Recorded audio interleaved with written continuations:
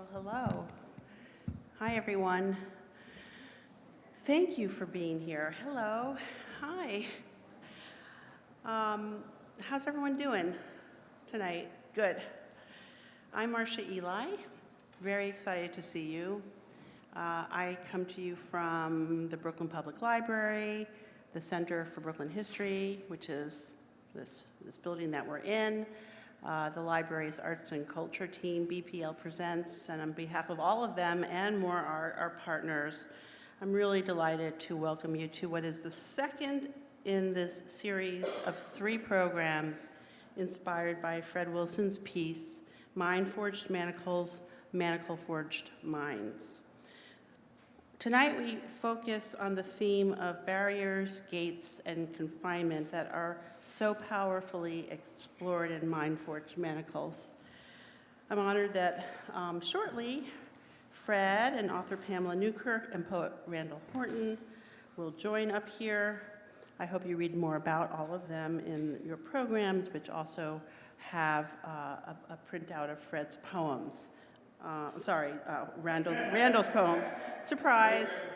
Randall's poems. So basically, we start tonight with a one-on-one conversation between Pamela and Fred, and then move into poetry with Randall, and he will add an additional voice to that conversation, and then we'll close, with more poem. This is a topic that can be looked at literally and historically, discussing enslavement, incarceration, racism, white supremacy, as well as broadly and more abstractly, like how we imprison ourselves. I want to invite you to also join in by sharing your questions. So when you came in, you got an index card, or you were offered an index card and a pencil. And if you want one and didn't take one, let us know.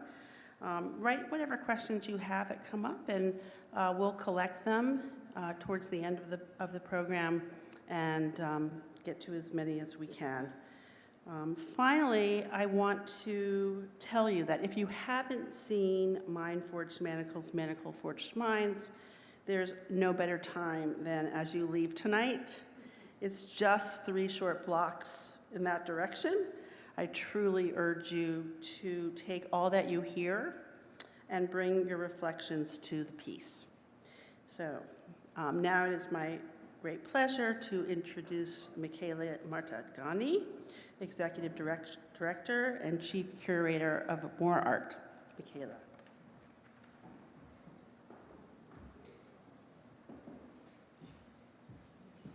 Good evening. It's really nice to be here tonight, and we gather tonight on the ancestral unceded lands of the Lenni Lenape people, known as Lenape-Hoking. We acknowledge the Lenni Lenape as the original people of this land and their continued relationship with their territory. We honor both those who were violently displaced and those who are still here today. We also affirm the aspiration that there be harmony between the indigenous people of this land and the descendants of the immigrants to this place. And before we start, I just wanted to thank the Center for Brooklyn History for hosting us and for being a wonderful partner for all these conversations.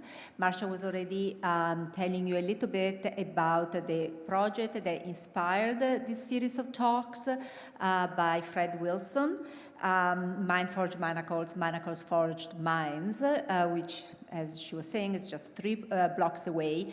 It opened in June of last year, and it's a very complex, multi-layered project that took really a long time to complete, and tonight you'll probably hear a lot of the ideas behind that project.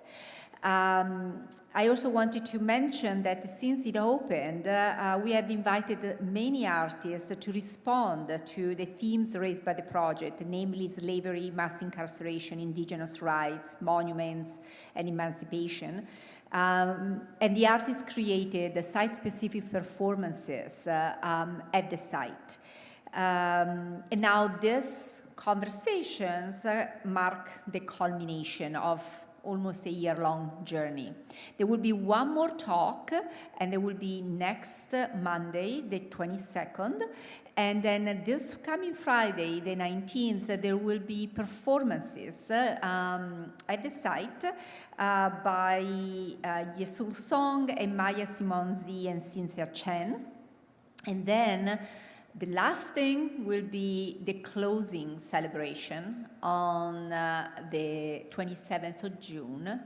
And for that, we have commissioned a dance performance by Jonathan Gonzalez that will interact with the actual coming down of the barriers. So we really hope that you'll join us for that. There will also be food, and there will be, a lot of community gathering.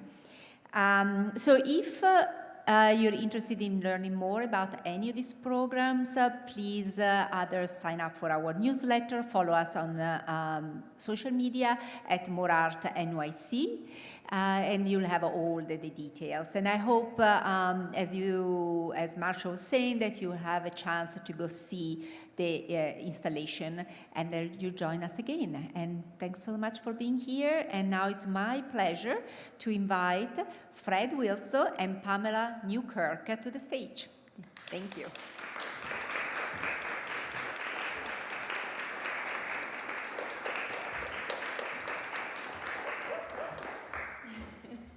Make some noise. So where are we? We didn't figure this out, but we'll just sit. Good evening. Good evening, everyone. Thank you, Michaela. Thank you, Marcia. I don't see you, but I suppose you, there you go.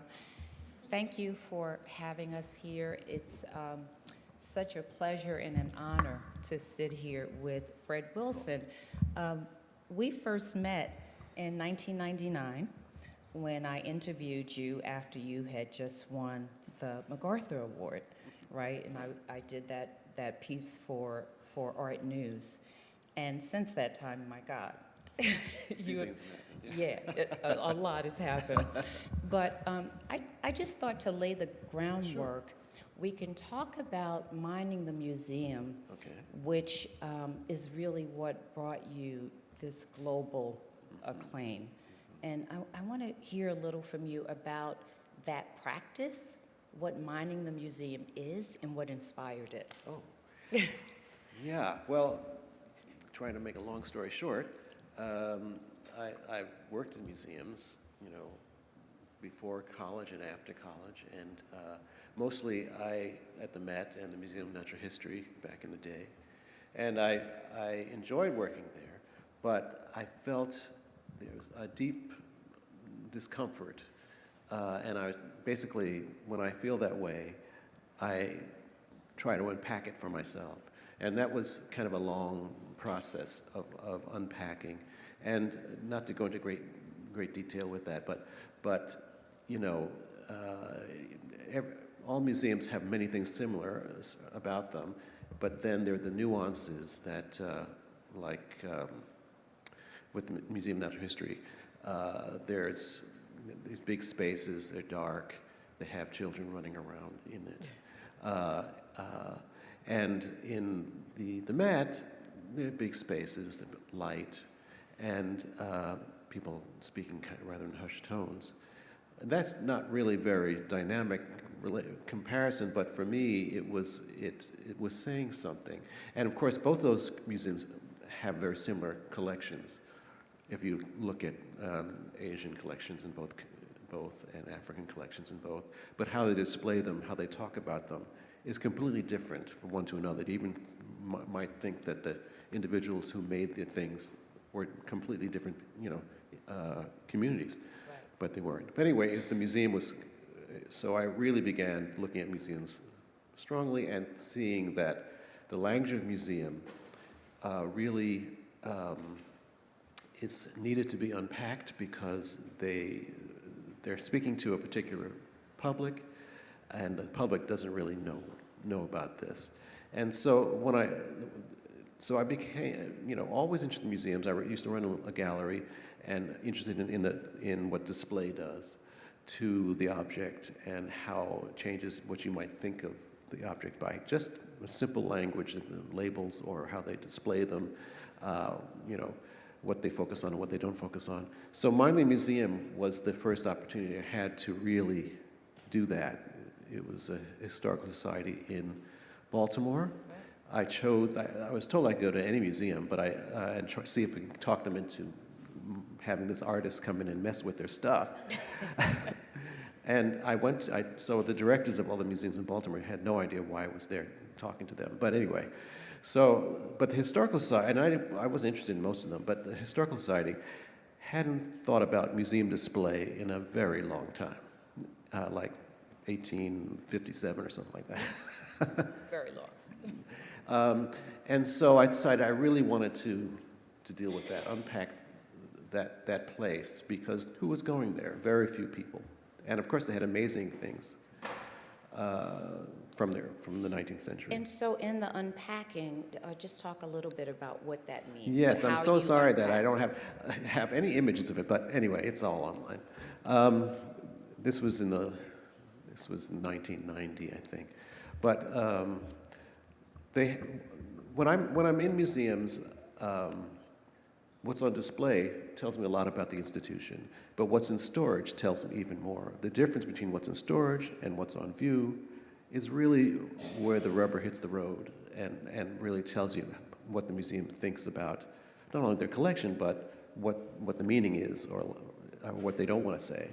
And so basically, I looked at everything and talked to everybody in the museum, because a lot of what I do is also talking to everybody who works there, from the director to the lady who cleans the silver or what have you. And so, because everybody has this perspective of this institution that they work in all the time.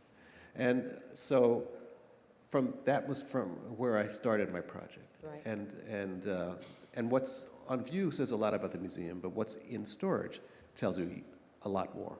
And so that's kind of, it was pulling things out of storage, Yeah. and putting them on display with the things that people already know. So these are interventions, right? Yes. Right. So in your interventions, you would reframe museum objects and reposition them Right. to expose what many of these institutions sought to erase, Right. or to magnify what was hidden in plain sight. Right. Right. Exactly. And that was a provocative act. Yeah, and I got to do it. That was really exciting. But just one combination of things, because this was it's a historic society. They had all these things, lots of wedding gowns, but also things like they had incredibly beautiful silver, repoussé silver, which is known for that. These silver objects, silver tea services and things like that.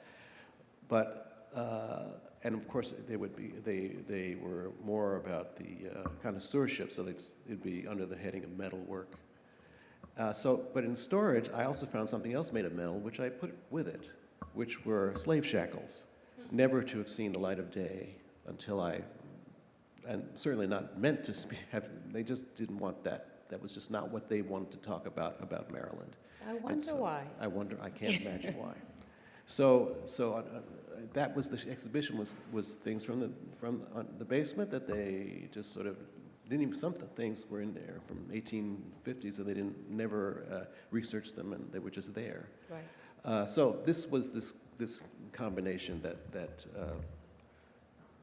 really what I'm trying to do without much blah blah blah. It was just that the objects themselves, which is what they were doing, the objects themselves in their way of thinking would tell the story more than a whole long list of information. But they just only told the story that they wanted people to know about Maryland. So yeah, that And then you were invited to museums around the world to to do the things same like this. thing, Yes, which yes. is kind of remarkable. Well, it's that they just let amazing. you in. I wouldn't have let It's so you in. amazing. I mean, it's just amazing. It's like, you know, they would be like, "Oh, come, look in our basement." I'm like, "Wow, wow."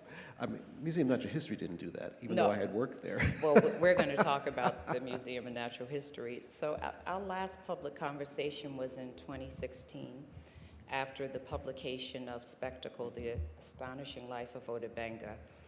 And you were once again engaged in this practice of mining when you came across the life bust Yes. of Oda Benga, Right. which was where? At the Hood Museum at Dartmouth.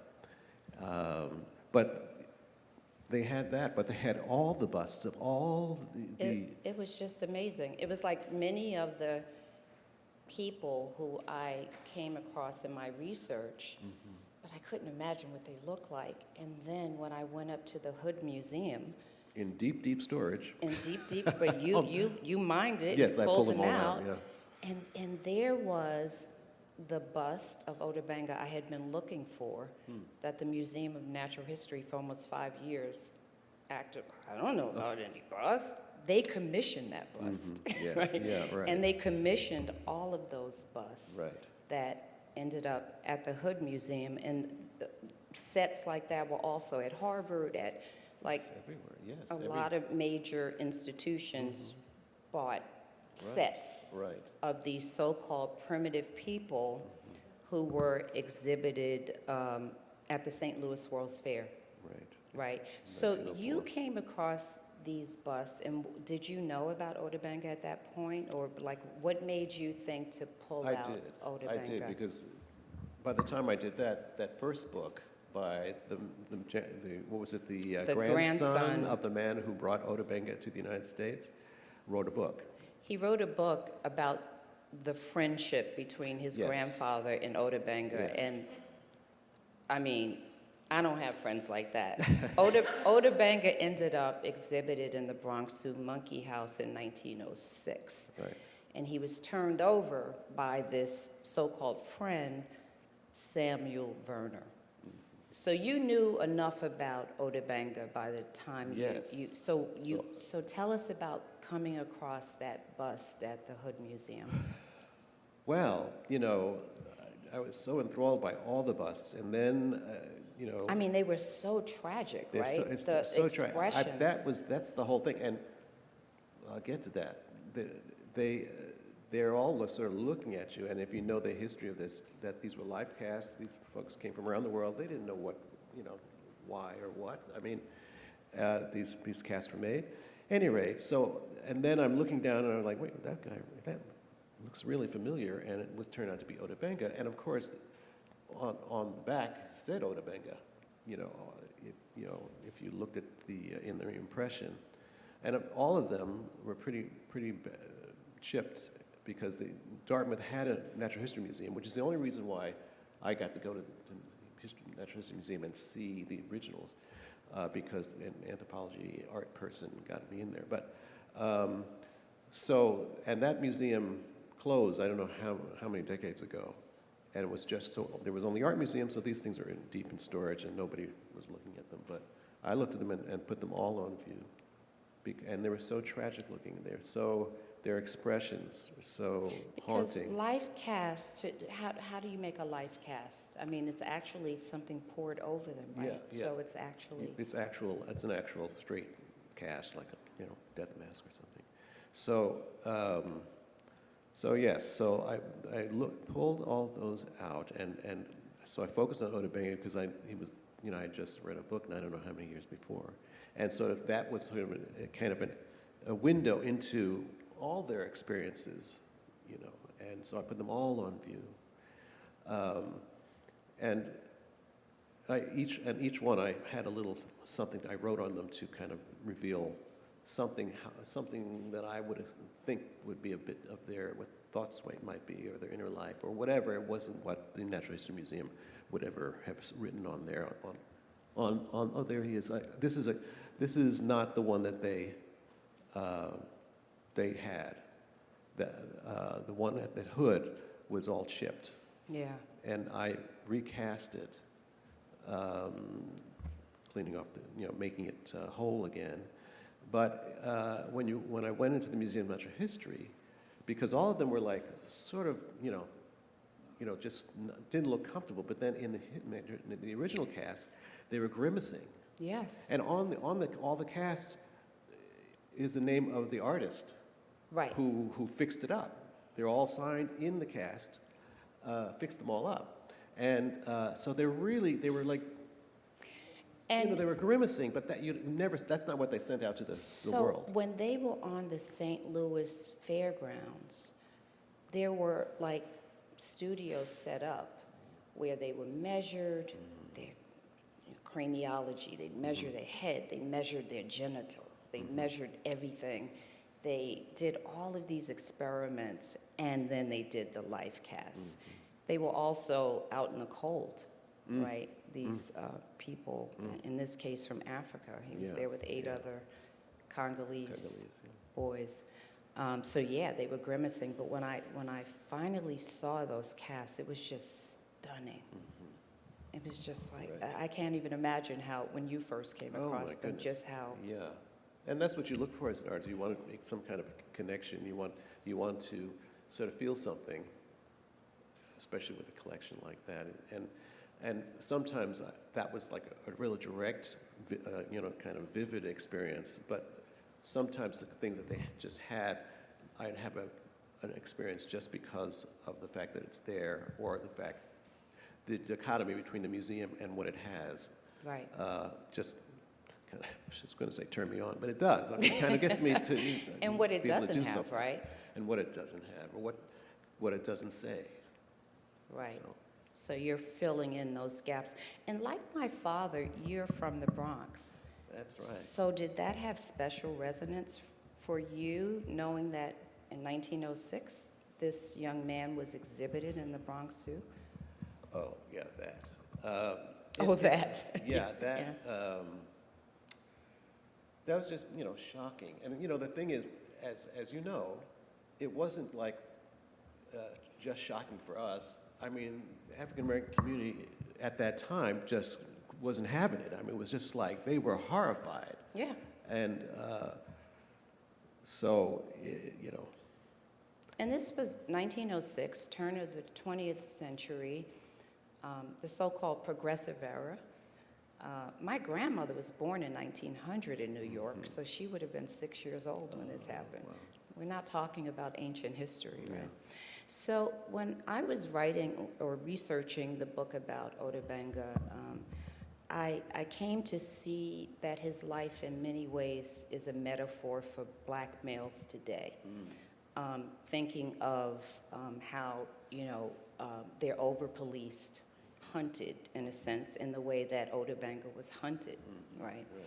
And caged, right? And I'm thinking of mass incarceration, right?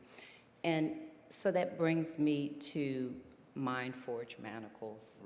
Manacles Forge Minds, right up the street. And I'm wondering if Oda Benga came to mind while you were doing it. And certainly, I was struck by the, just the parallels between the image of those African figures in cages and Oda Benga in the cage. Well, actually, when I was approached to do the project, I went to Oda Benga and thought I would do another project, more elaborate, outdoor, about him. But for some reason, that fell away, and this other idea, this sort of more complex idea, came to me, or was developed, about William Blake and his mind-forged manacles. Something my father was really interested in. I was interested in William Blake's paintings, but I became to be interested in more. I found a book about William Blake and slavery, and which my father wasn't interested in at all. I was like, I'll take that, thank you. And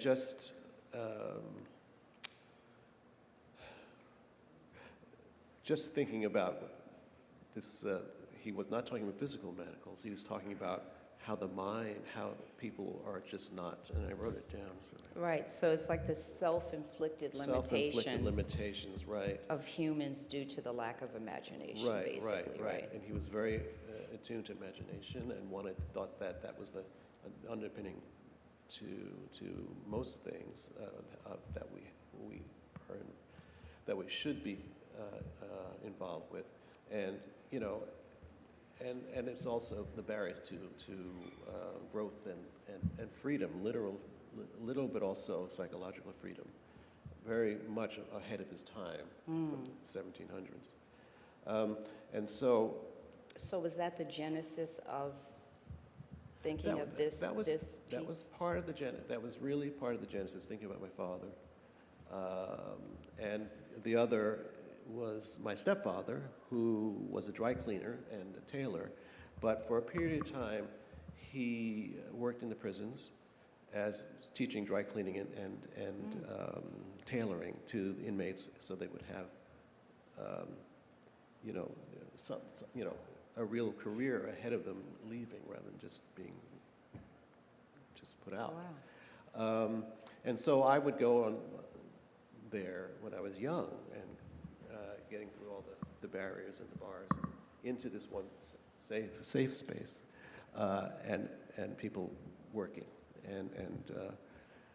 and so both those images come to my mind and sort of formulated something in my head, and I just that was kind of the genesis of it. Now, it has, for me, it's even gotten more complicated because, just thinking about the barriers and bars and decorative, and because I'm an artist, I'm interested in the decorative as well. In the Caribbean, I don't know if any of you have family in the Caribbean or have been in the Caribbean, there are all these, because half my family's from the Caribbean, and homes have all this decorative ironwork on the buildings, almost to that you can't almost see through it at a certain point. But really, it's beautiful. But what happens, what I was thinking, all right, so it's to keep the unwanted out, because perhaps the policing is not what it is here. But it also, what's it doing to the people inside? With these kind of barriers, they're beautiful, but what's the effect of that? And so I wanted to bring both these, make it really more than just one idea, but just make it more complex So it's in the more than beauty. just the carceral state, it's the Yes. self-inflicted Yes. kind of barriers Right. that we impose on ourselves. Right, and also, how beauty is also couplable to creating these ideas as well. So this is your first large-scale public work. Yes. How did it come to be? Well, I got a call from Michaela, and that's kind of where it started, and we just sort of took a long time to figure out the siting. The siting was pretty essential to this particular piece. So, So they called and said, what did you call and say? I don't remember anymore. That's so far back. Oh, okay. so it could have been anything. Yes.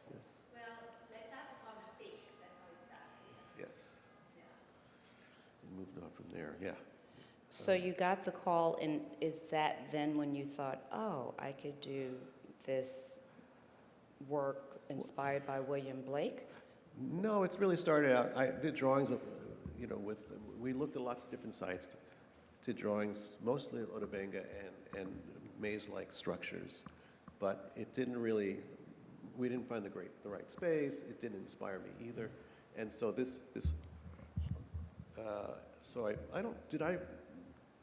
How far did I develop? Now I don't even remember which came first, chicken or egg. But I mean,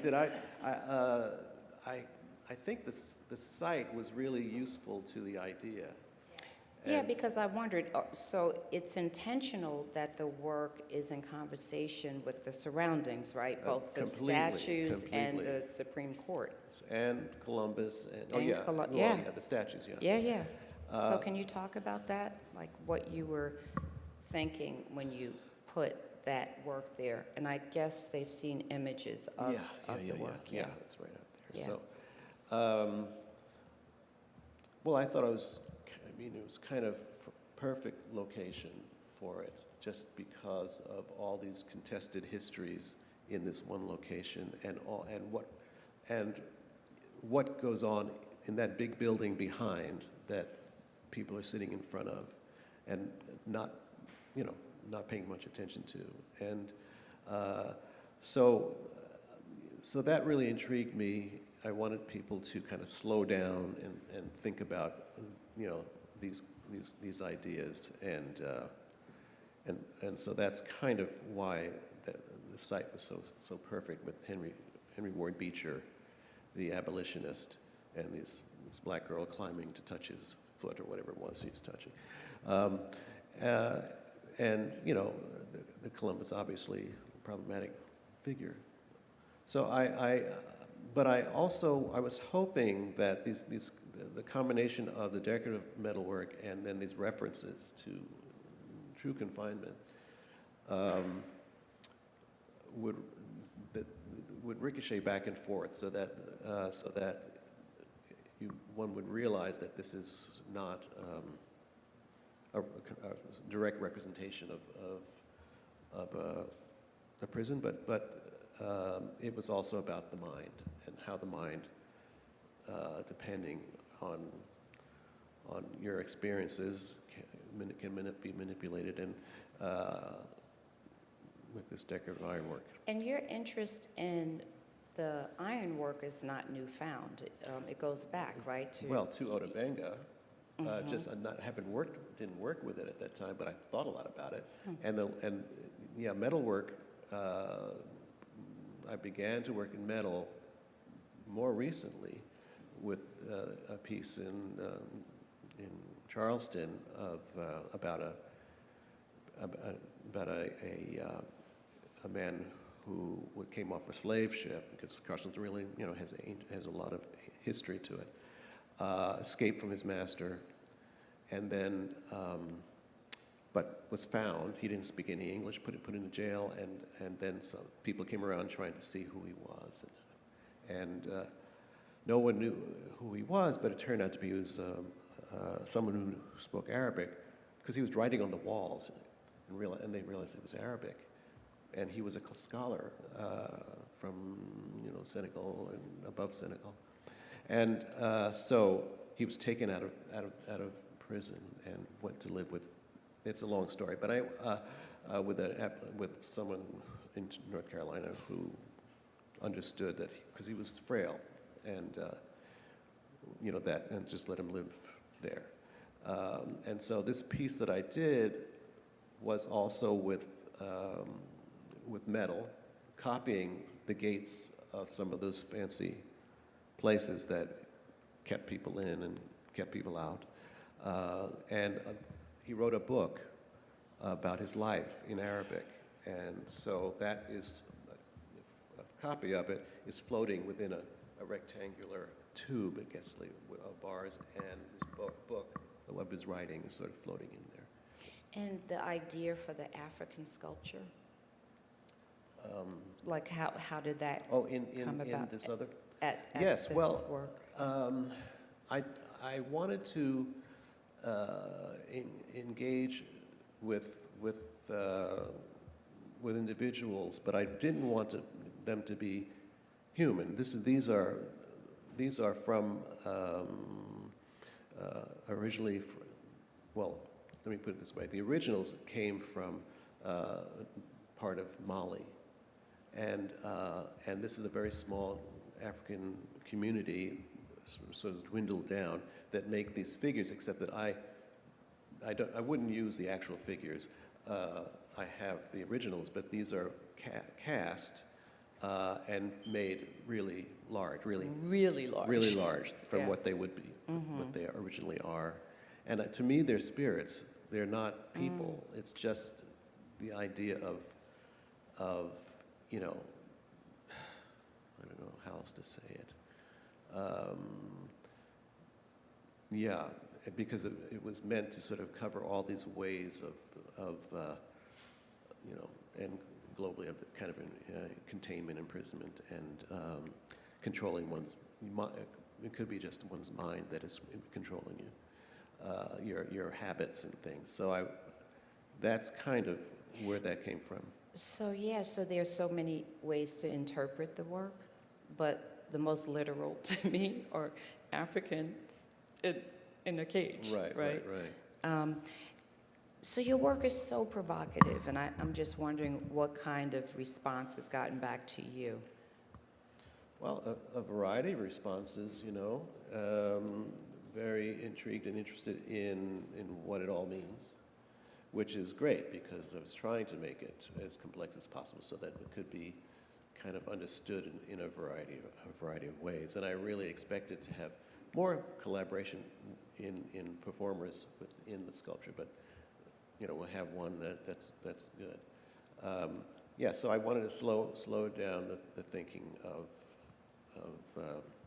and try to bring in these notions that maybe hopefully bubble up, because I was interested in, you know, Bob Marley with Redemption Song was about, you know, free one mind from,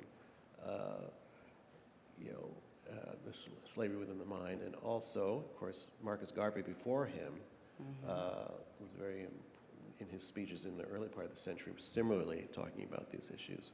So to me, it's just a combination, you know, it's a difficult combination of things. But there are folks who, I mean, there are folks who see it as one thing. Right.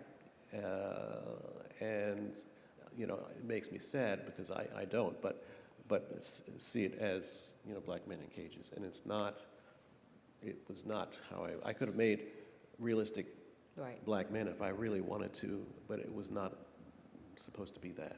Right.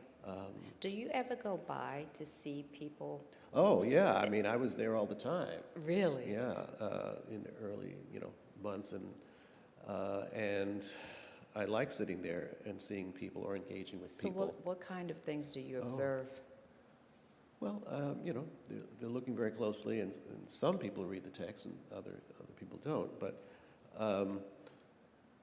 you know, the majority of people are curious about it and want to know what it's about. And, you know, others are, the folks who don't talk to me, if I'm there, are not really looking. They have made up their minds on what it's about. And, you know, well, somebody came back and vandalized it a couple of times. Oh, no. Yeah, the figures, these are just been refixed, these figures in there. So, you know. They got into the... No, they just used some thing and broke the figures. Because the figures, you know, I would have loved to make them in bronze, but the expense of that was just not going to happen. And so they are basically rapid prototyped, and you know, they can be, that's in the video, that's why you see parts on the ground, because they had vandalized them. But they're standing there now, and we'll see how long they last. So, Marcia, did we want to invite Randall up now? Randall, do you care to join us? Yes, please. Please, please.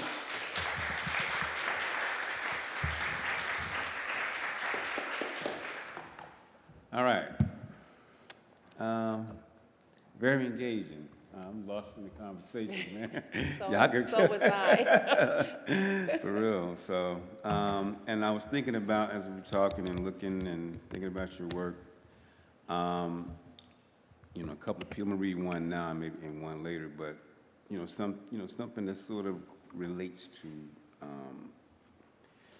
you know, what you're doing aesthetically and creatively. So, let's see. So I'm gonna read from my book. It's called 289128, right? And that was my number in the Department of Corrections in Roxbury Correctional in Hagerstown, Maryland, where I spent 5 years. I was incarcerated. My sentence was commuted, was it in 2000? So I've been on this journey as a poet, something like that. So anyway, these sort of are framed by 289, 2128 because for me it's like, you know, taking back the license of this number, the number that they give and assign to you, this sort of a signature, and often something that is never even forgiven, even when it's forgiven, right?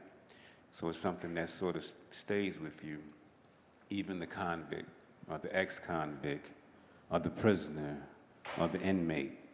All of these stereotypical languages that we use to sort of reincarcerate those that we try to set free, right? So we need to think about that. 289128. On reflection. Because a box is a box, humans are cultivated into said box without choice or explanation, specimens only existing as in you, I, us, frame and flesh, confined bone matter, comprising a box reluctant not to be a box, but nurtured inside the box, let's say form, which is shaped by and indigenous to the box and the creator of the holy box. Only leading to another question about, of course, the infamous box. Form turns devious inside the box like anything caged, leaning to a non-empathetic approach steeped in revolt. Is Judas in waiting? No. The box is not universal, nor the universal. Whatever hope of otherworldliness lies in the box itself. The box will not elongate, dissolve, or vanish without reaction to an action, and here within lies problems of perspective as in there is none, zero. A long time's continuum color too is encouraged for the sake of the construction of the box, which is precious as flickering light, but cannot be verified since darkness is the original concept of all things human. Thank you.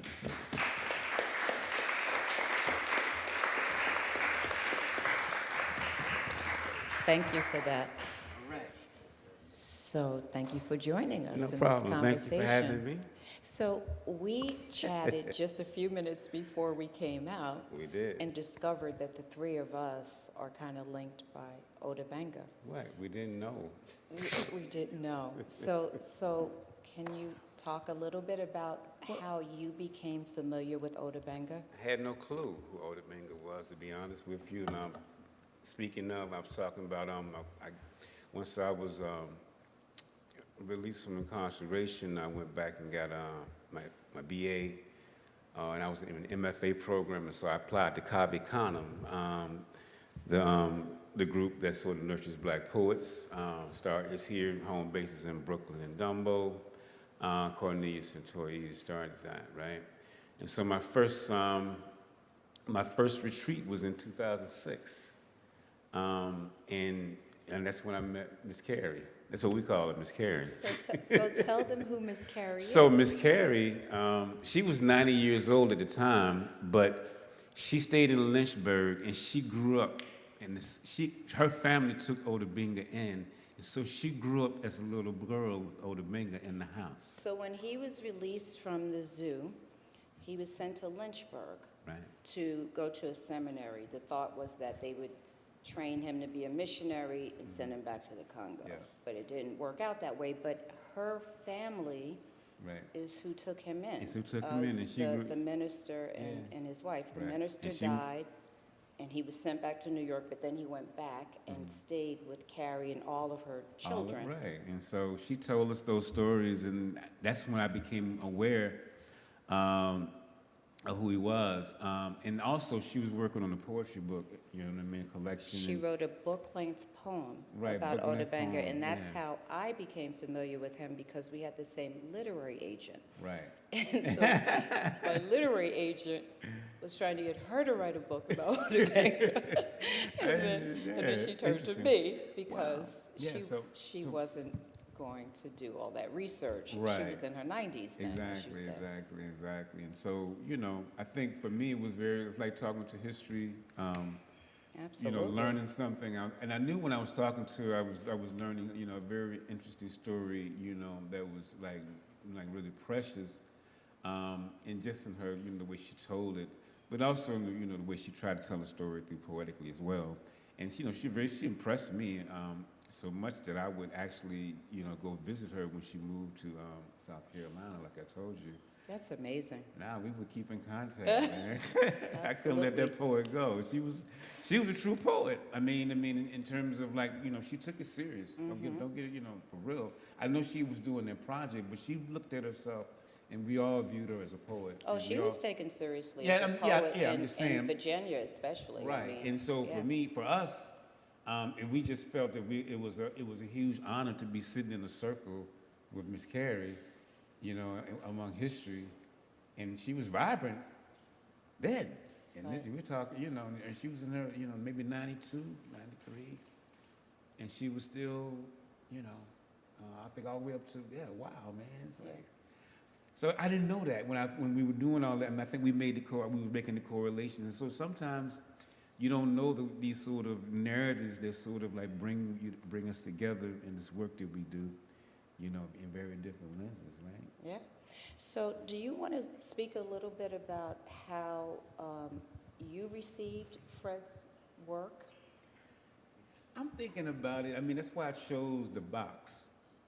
If you understand why I read that, I think you can, because for me that box, that cage, is sort of representative of so many things. Of course, within the African American community or the Black community, but it's also representative of the social construction in which how we have even shaped ourselves as human beings. I mean, when I say we, the construction of societies based themselves on certain different limitations and boundaries in which Which cultures is what you were define getting themselves. at. It works both ways. Yeah. No, that does, and I'm saying at some point, where's the box? When we gonna get out of the box?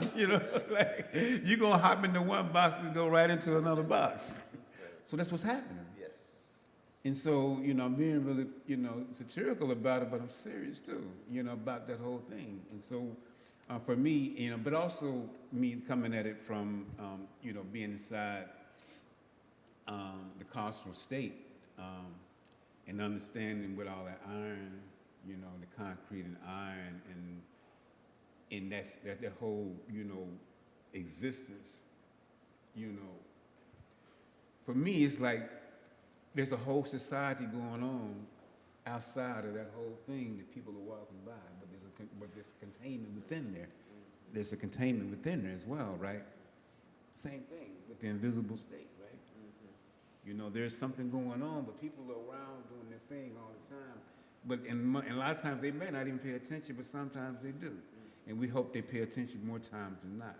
Same thing with prison. There's a lot of things going on, and we don't pay attention to them, but we hope we pay attention, so we can do things about them. Exactly. So, Fred, can we talk a little bit about public space representation and monuments?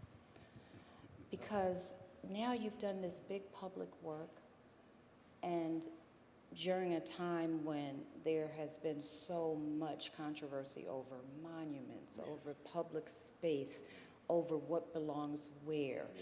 We're seeing Confederate statues being toppled, right? You're even seeing in terms of representation, Uncle Ben and Aunt Jemima removed, right, from the packaging. So talk a little bit about representation in monuments and public space. Like, does it matter? Do monuments matter? I personally, after having, this is not the first thing that, I don't consider this a monument. No, it's in a public space, yeah. But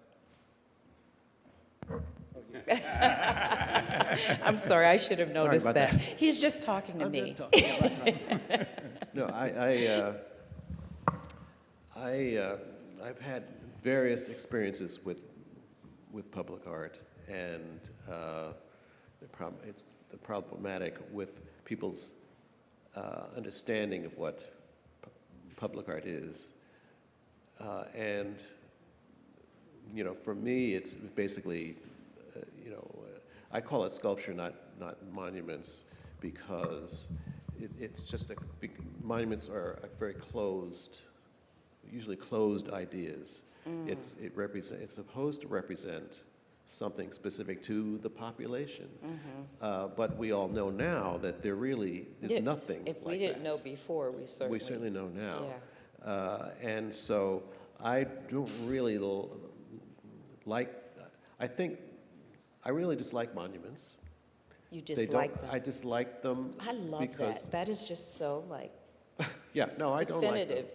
And especially traditional kind of monuments. Because what? Because the symbolism doesn't work for the masses? Because what is it Well, about I mean, monuments? it's the combination of the symbolism not really working for the masses. Also, the fact that the world changes and it doesn't make room for that. And so either, is not either understood for a while and then just goes into just that thing, Right, and you're the just big stone frozen in thing. time, right? Yeah, and I think that there are other ways to get at that. I mean, there are certain. Oh gosh, what is her name from the last? The last artist who was. Anyway, I'll remember her name in a minute. Gosh, it's terrible, my memory. But that there are other ways to make something that approaches a monument. But that really takes an incredible amount of. It's not one artist in a studio that's got all right, I'm doing a statue of so and so.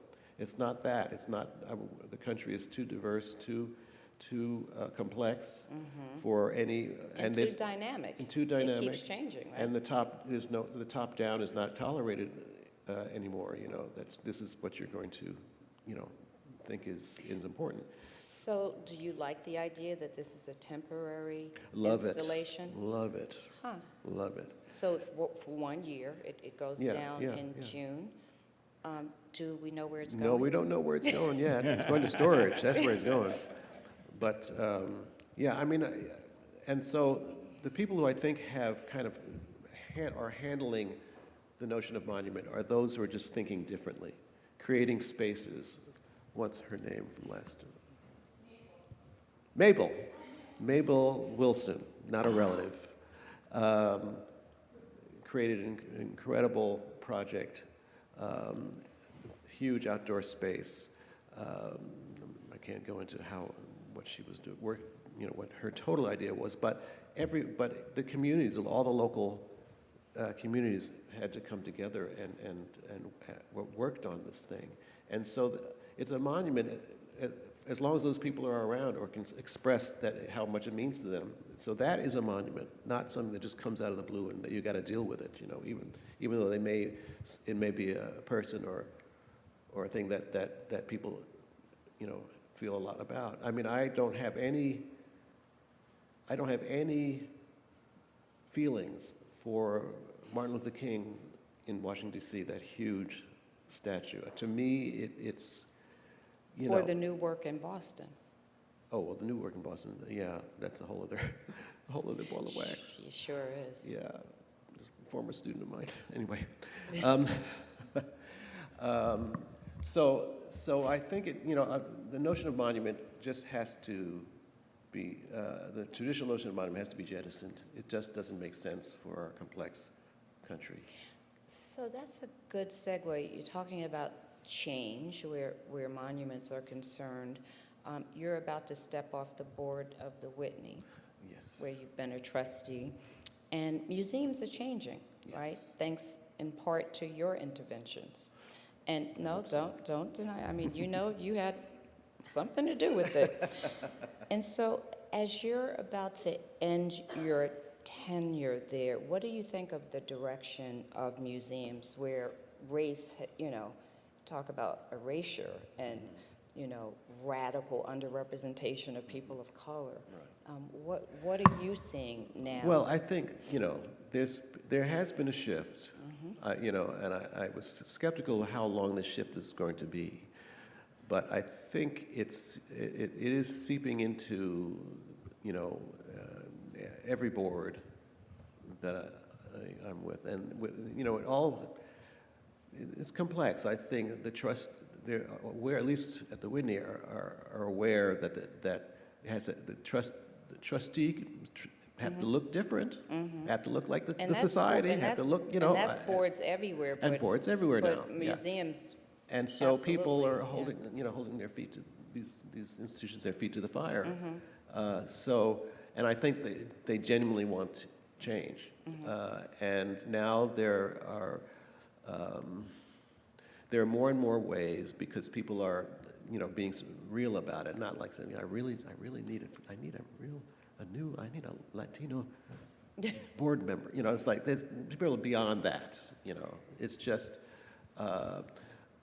So you're seeing change on the inside? Oh, completely. I mean, I like, it's because I've been with the Whitney for so long, I've sort of seen Right. the bumps and, the falls and getting back up and really not just doing the same thing, but really trying to change. And they have made great strides, and not only with the trustees, but with the exhibition program. And that is something that will be continued at the Whitney, because the director is now stepping down and someone else is coming in. But it is deeply embedded in the culture. Mm-hmm. And not only the Whitney, but as you say, other institutions are looking at other institutions and realize they have to do something, they have to change. And in my lifetime, I'm just shocked because Right. of So when I first came, I'd go to an opening, and as an artist, and someone would hand me their cup, So, Exactly. Oh, I mean, you don't even know. Right. But Or ask where a gallery was, because they thought you were the Oh, museum yeah. guard, Oh, right? yeah, yeah, Because yeah. that's the most diverse yeah. position. Yes, in exactly, the the museum at that time. But Yeah. so. So that's a pot, so you are saying, I mean, I never bought the idea we were post-Black, but we're certainly now post-George Floyd, right? Mhm. And we're seeing the numbers go up Yeah. on boards, curators, Yes. all of that, People right? are really, and really serious. It's more serious than just like, we got to do something. What do we do? I've been in those boardrooms too, not the Whitney, but other boards that I'm on. Can't be the Whitney. No, of course. Not. Where they're like, what do we do? What do we do? Oh my God, what do we do? And Where do we find It's not them? that hard. Yeah. Where do we find them? Where do we find these people? I know. It's I not like always that anymore. wonder, like, where are you looking? You're in New York City. We're not hard to find. Yes, exactly. Yeah. But Yeah. So let's talk a little bit about what's next for you. First, I want to just talk a little bit about the is it LaGuardia the Airport? LaGuardia, yeah, Delta Airlines. Delta, which is my favorite airline. Yes, so, me too. And for someone who loves, or I don't know if you love planes, but you're certainly on them a lot. I love flying. How wonderful that you got to do a permanent work. Very thrilling. At LaGuardia, Yeah. yeah. So- 3-story atrium. I'm very just thrilled. Took a year to do. So it's and there are other artists also. It's just not me. Right. Well, 5 But- others. yeah. But we're not here to talk about them. No. Yeah. So tell us a little bit about that installation for those of us who haven't gotten you're by gonna throw it here up your yet. picture. Anyway, it's nice that we could have. Yeah. It's basically, and again, with my experience with public art and sort of grand gestures, I wanted it to be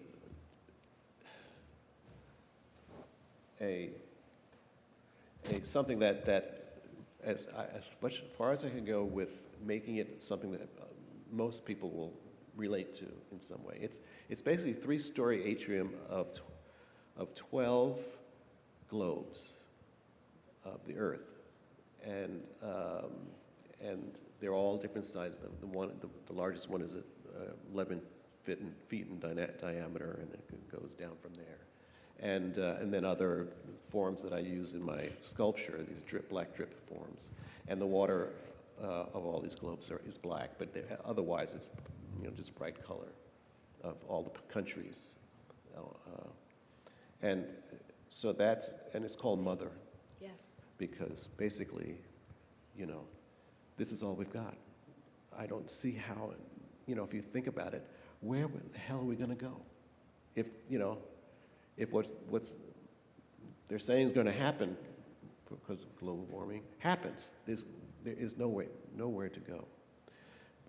We are this earth. And it's not, you know, so that's, and I was sort of also kind of thinking about all the women, all my mothers. You see why he's a conceptual artist? I mean, he's a deep thinker. So what's next? You're on this new board in Venice. Oh yes, Save Venice. Yeah, that's one of my bad habits. I go off a board and then someone says, well, can you come to my board? And I'm saying, yeah.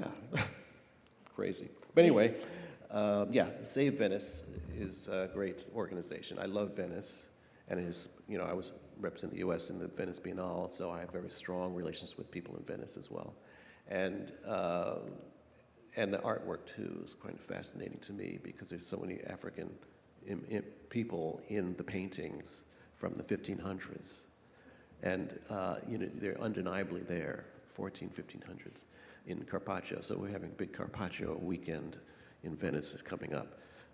But anyway, Save Venice is great because they sponsor renovations of all these incredible buildings and paintings and objects because of the rising water. Now, we were just discussing that we don't, I mean, the whole world's going to have problems with that, but Venice. Venice is already there. Bye-bye, you know, I don't know what's going to happen with that. Yeah. So, Well, you're going to save Venice. I'm going to save Venice, personally. Once I get an apartment there, I will get a save. And before we get to a few questions from the audience, what's next artistically for you? Well, I did mention the one that's going to be put outdoors, that was indoors, now they're putting it outdoors in Charleston, which I'm really happy about Omar Ibn Said. But the thing that's, you know, the next thing is at the Folger Library, the Shakespeare Library in D.C., working on a project that, because I make these mirrors, and I don't quite want to say exactly what this piece is. They've commissioned me to do something, and it's like the only one that's been commissioned, although Rita Dove has this beautiful poem that's going to go around the building, on the outside of the building, because it was a very private library to only scholars, but the new director wants to open it up, and so they've dug down. They didn't change anything upstairs, but they dug down and made a whole other level, so that there'll be outdoor space for the public and you know, other ways to access the library and these first folios of Shakespeare. I'm very attached to Othello, and I do a lot of work, you know, thinking about Othello and either in glass, mostly in glass. That's very cool. So, yeah, it's very exciting. And then you're going to Rotterdam, and what's happening there? Oh, yeah. I haven't done a museum project in a long time, but a friend of mine who I did a project in Jamaica, he was the director of sort of a, you know, world culture and kind of historic things from Jamaica. And he now is the big wig in the major World Culture Museum in Rotterdam, and he wants me to come and do something with their collection. So I'm going over to give a lecture. So you're going to go mine their museum? At some point, I don't know when, because Are of my they schedules. ready for you? Oh, I think they are. I mean, Okay. Europeans are much more ready than Americans are. So I have a question for both you and Randall. What inspiration have you gained from all of this? I don't know what's meant by the this, but Oh, that's it. Oh, there's a question, it's a from, question the from audience. the audience. Yeah. This. What inspiration have you gained from all of this? Tonight? I guess. Is it any- We can take it that way. Is it tonight? I mean, if I say tonight, I'm just taking in the conversation. I think the conversation is done. I think it aligns to a lot of things that I'm thinking about, you know, critically and creatively. And so I'm definitely inspired to, you know, I always go through things in my head, sketches of things, you know, whether exactly. And so for me, you know, I'm inspired by the conversation and just where that conversation, those narratives are, and the underlining narrative. So I'm always interested in the underlining narrative, to the underlining narrative, most times. And so like, and that's what Fred Works has been doing, and it does a lot of times, and so I get to thinking. Thank Fred, same question. Well, back at you, you know. It's always very, it's always great to sort of see someone else in the arts, something that I just could not do, and feel deeply about how you put together words. You know, it's just not me, but I do really, it's very inspiring to me. So that's certainly what I've sort of gotten out of being. And no one asked, but I'm inspired too. By both of you. And you know, Fred is long known. I've been such a huge admirer of his work, and I'm just learning about yours, but I am inspired by the work that you're doing in prisons. Can you just talk a little bit about, like a very abbreviated version? A brief one-on-one synopsis real Yes. quick. Basically, my group, my band, my poetry, avant-garde band is called Radical Reversal. As you know, we got a Creative Capital grant a while back. And what we do is we put recording studios / creative spaces within the carceral state, which means we put inside prisons, right? So we have a pilot program in Birmingham, Alabama, where we do continuous programming. We have one in Suffolk County House of Corrections in Boston, and we have one in Minnesota, Faribault Department of Corrections. And so each one of them functions in their own different way, and we still, we still working, and it's an interesting journey. Let me put it like that. It's a very interesting journey. To work inside these spaces like that, to bring something that people, would think that you could never do. And so you got a Creative Capital grant I did. to continue this It started work. because we started just strictly artists. We wasn't, and so one of the things I'm, like I say, I'm system impacted, and so me and I'm part of a larger band called Heroes of Gang Leaders, and we've been, we probably you'll go to Rotterdam. Amsterdam, we've been to Poland, Berlin, Lisbon. So we're going to do the Europe thing, but for this band, we wanted to do something very social justice oriented. And so that's what we do with this. It's very social justice, and we tackle those issues with a 5-piece. And I'm the poet, right? I don't sing. So this is more a comment than a question, or it's a suggestion. Another museum-related piece might, you might place something where the Roosevelt statue was in front of the Museum of Natural History. You think I haven't thought about that? I'm working on it. Oh, really? Well, not But really. you have. They don't know I'm thinking about it. They don't know yet, but you have an idea for that space. Not yet, but I've just been underwater with all these other things, but I definitely want to throw my hat in the ring with that one. Yeah, If I come up with something, yeah. Well, are there any other questions? We have here one it comes. more. Here it comes. Okay. Whew. I don't know about the handwriting here, but what was it like to do something yourself in preparation for the museum collection? So what was it like to, why don't you just say? Yeah, so I can't help but wonder if there's a great vulnerability. Okay, so he wants to know about the vulnerability of going into these museum spaces, right? In fact, how did you fortify yourself? How did you fortify yourself? Well, it wasn't hard. No, really, it wasn't. I would like to sort of say, but no, because I had worked at the Met in the education department and the Museum of Natural History in the education department. I could write a book about experiences of people and me and the objects and how they treat me in each institution. Well, when I was young too, so that was another thing. But but I feel very comfortable in museums, very comfortable. They're all, I really enjoy the people, even when they were totally different, like at the Historical Society, really different, but we became fast friends, the chief curator.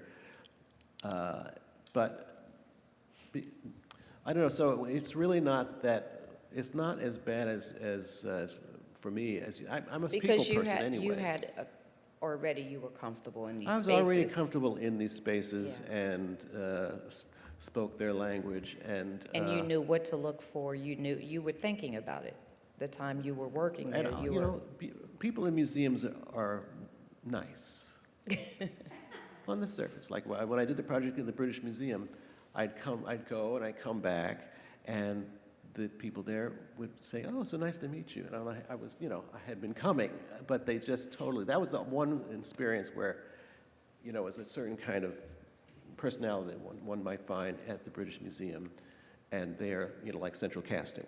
So, but generally speaking, because I'm nice and they're nice, and that's part of the culture generally to outsiders, but also I know about museum, I understand them. I've been called a museum therapist for some of the people in museums. Yeah. So it's really great. And sometimes they put up barriers to certain collections. Some people are very closed with their particular collection, like who is this guy? You don't know anything about the decorative arts. What do you know? And so we work on that, but also I know how to, you know, I have alliances once I'm involved and see who's like minds with me and who are kind of haven't thought about museum display in a very long time. And so we work around them and work with them. And I always go, the only projects that I do is when either I'm called by the director or the chief curator. Right, so it's not like you're just going into No. museums and doing these No, interventions they without... have to really want me there. Yeah, Because I'm in the family, right, you know, by that point. right. And I don't kiss and tell. I know all these great stories. I wish I could Oh, tell, I'm but sure you do. But yeah, so it's really. I mean, I love doing it because they like this person coming in, looking at things entirely different. Most of the ones who are very entrenched in their way of seeing the world have a problem. Oh, I'll never forget. I'm not going to say the museum. I got these great stories where some of the collection was in the sub-basement or the basement. And I was walking through there and looking at things, and I said, "Oh, wow, this is amazing. What if have they been displayed? Oh, you know, these should be on view." And she says, "Well, no, they haven't." I said, "Well, why not? Because, you know, the public really needs to see it." And this registrar said, "Well, we believe we are the public." Ooh, So, you know. okay. Yes. So, you know, but I work around people like A that little because there are other people in resistance. museums who say, "Oh yeah, that person," you know. So I get what I need to get. Right. I don't and you're, rock and, the boat and to the you're, degree. it's the director, too. Well, if it's the director or the chief curator, otherwise Right. I can't do Right, what I want to do. exactly, exactly. So So Randall is closing us out with great. another poem, right? Yeah.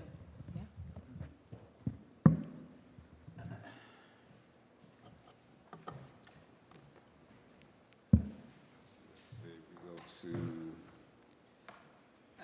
Port in New York. So it's in like 3 sections. The last section is Port in New York, so I think you guys can relate to this one a little bit. If I can find it. I should have been ready.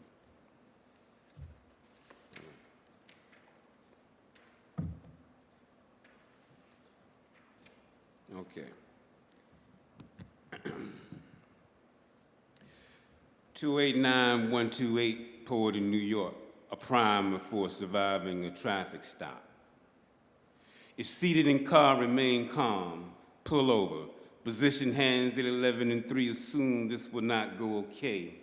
Recall Brown, Bell, Martin, the trail of blood, ignore the raven hovering the rooftop. It's not a matter of respect, speech, or liberty, and yes, understand survival be right now.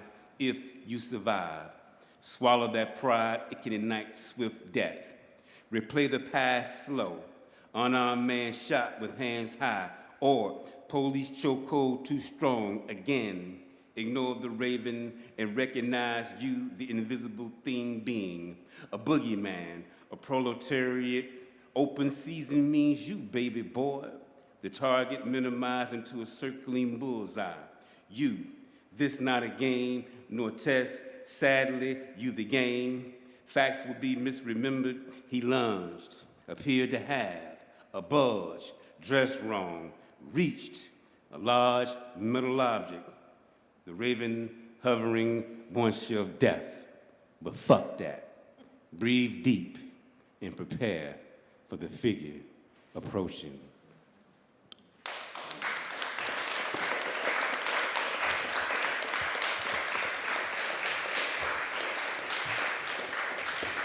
Thank you, Randall. Thank you, Fred. Thank you, Center for Brooklyn History, and thank you, audience. It's been a pleasure. Thank you all. And please go and take a look at the piece just over to the right. I think we could probably gather over there and consider it together. Thank you for coming.